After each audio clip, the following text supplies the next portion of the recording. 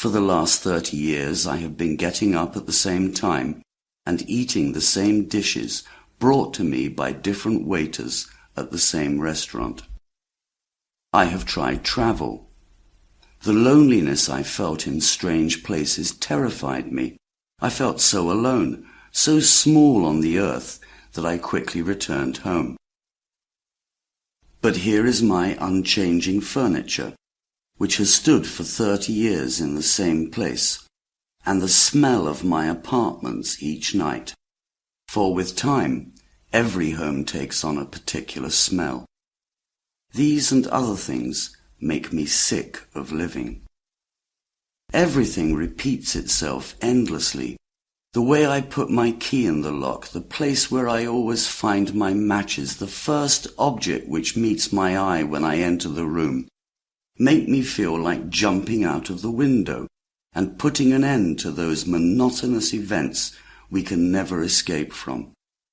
Each day when I shave, I feel an almost unstoppable need to cut my throat. Now I even hate to be with people I used to meet with pleasure.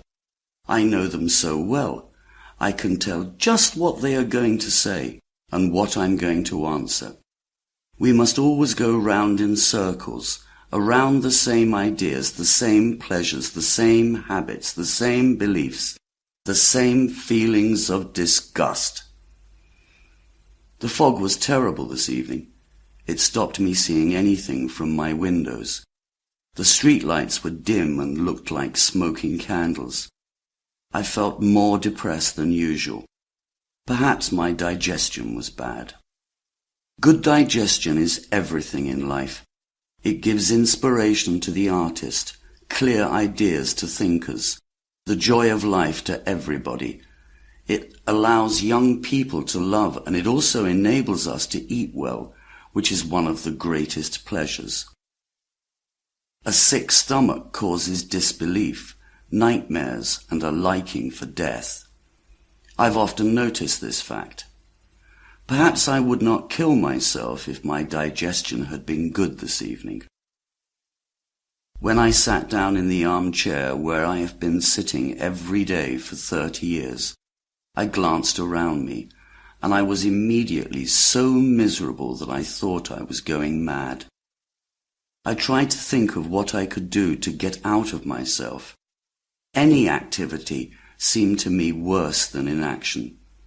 Then I thought of putting my papers in order. For a long time I've thought of clearing out my drawers.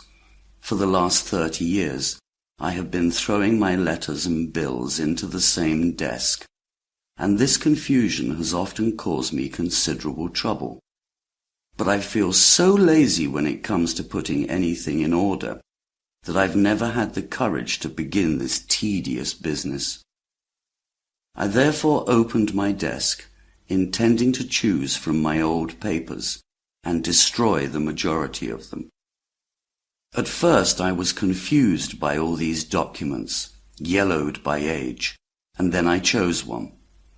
Oh, if you value life, never disturb old letters. And if you do, take them. Close your eyes so that you can't read a word, so that you don't recognize some forgotten handwriting, which may bring back a sea of memories.